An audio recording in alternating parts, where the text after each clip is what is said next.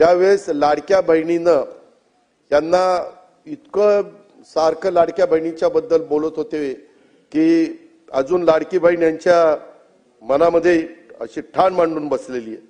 आता ती लाडकी बहीण आमची आहे, त्याच्यामुळे तुम्ही दोडके झाला आणि तिकडे बसला.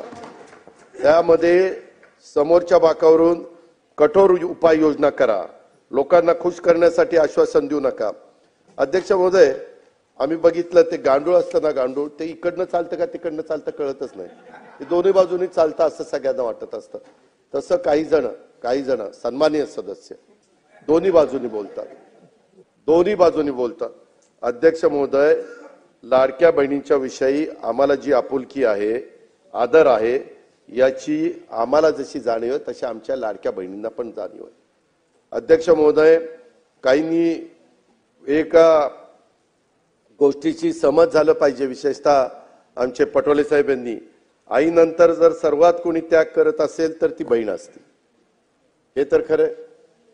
बापाचं पण प्रेम जास्तीत जास्त मुलीवर असतं पोरापेक्षा, आणि त्यामुळं भावावर तिची खूप माया असते. भाऊ कठीण परिस्थितीत असेल तर तिला त्याच्या काळजी असते, आणि त्यामुळे ती कधी त्याच्या भावाला अडचणीत आणण्याची मागणी करत नाही.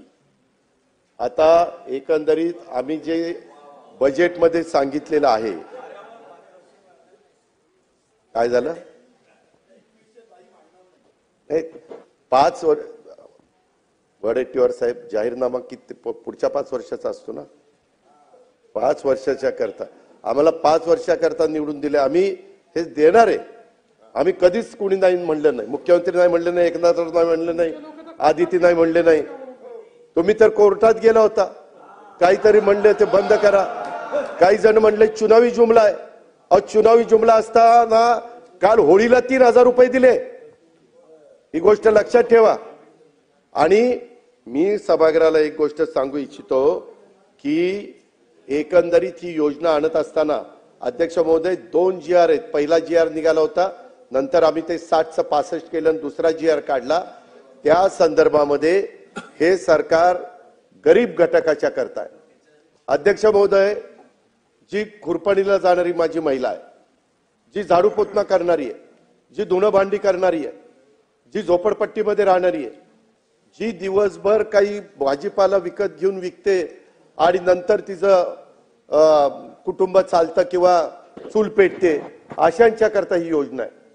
त्या संदर्भामध्ये आमच्या घाई गडबडीत काही भगिनी ज्यांची आर्थिक परिस्थिती चांगली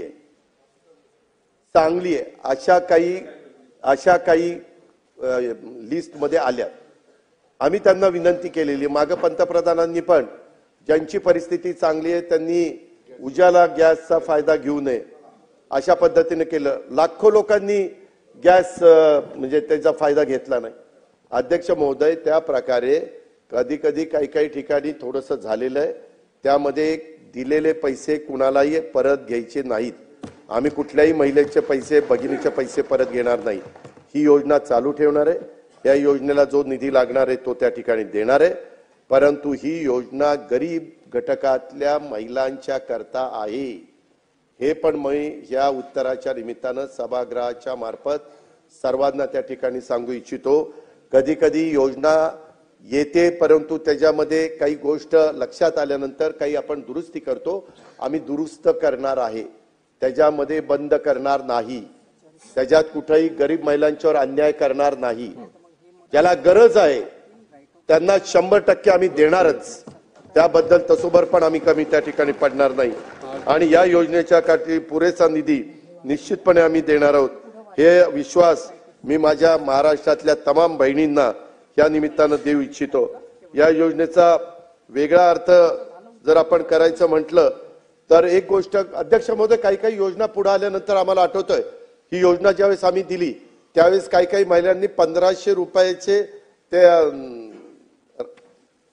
रक्षाबंधन राखीचं मटेरियल आणलं म्हणजे, आणि त्याच्या पक्क्या राख्या तयार केल्या आणि त्याच्यातनं काहींनी पैसे कमवले. त्या महिला आपण देवेंद्रजी जायचो त्यावेळेस भेटायच्या की आम्हाला 1500चे मला 20,000 रुपये झाले, माझे 18,000 रुपये झाले. त्या पद्धतीनं अर्थमंत्री म्हणून मी अरे थांबा ना जरा, ऐका ना. झाला ताई, तेच सांगतोय त्यांना.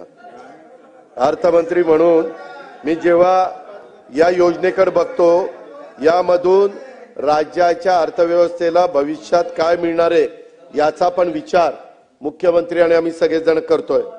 त्याच्यामध्ये 1500 रुपये थेट रोख रक्कम भगिनीला मिळते. महिला सक्षमीकरणाचं एक मोठं पाऊल आहे. परवाच विधान परिषदेमधले आमचे गटनेते प्रवीण दरेकरांनी एक घोषणा केली.